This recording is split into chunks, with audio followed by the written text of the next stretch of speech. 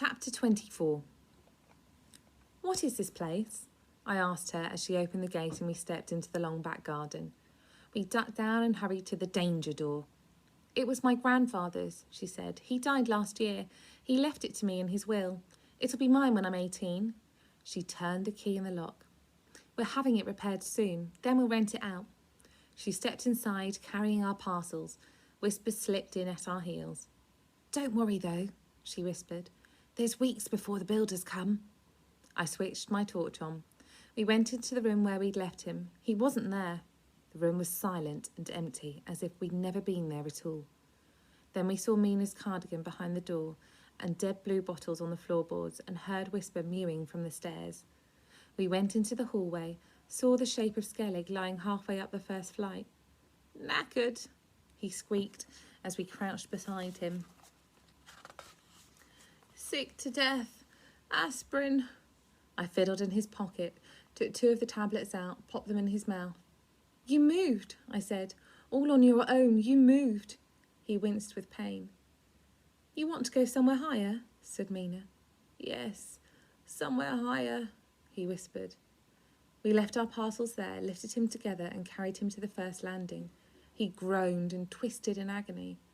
Put me down, he squeaked. We took him into a bedroom with high white ceilings and pale wallpapered walls. We rested him against the wall. Thin beams of light pierced the cracks in the boards on the window and shone onto his pale, dry face. I hurried back down for the parcels. We unrolled the blankets we had brought. We laid them out with a pillow on the floor. We put down a little plastic dish for his aspirins and cod liver oil. I put an opened bottle of beer beside it. There was a cheese sandwich and half a bar of chocolate. All for you, Mina whispered. Let us help you, I said. He shook his head. He turned over, onto all fours, started to crawl the short distance towards the blankets. We saw his tears dropping through the beams of light, splashing onto the floor. He knelt by the blankets, panting. Mina went to him, knelt facing him. I'll make you more comfortable, she whispered. She unfastened the buttons on his jacket. She began to pull his jacket over his shoulders. No, he squeaked. Trust me, she whispered. He didn't move. She slid the sleeves down over his arms, took the jacket right off him. We saw what both of us had dreamed we might see. Beneath his jacket were wings that grew out through ribs in his shirt. When they were released, the wings began to unfurl from the shoulder blades. They were twisted and uneven. They were covered in cracked and crooked feathers.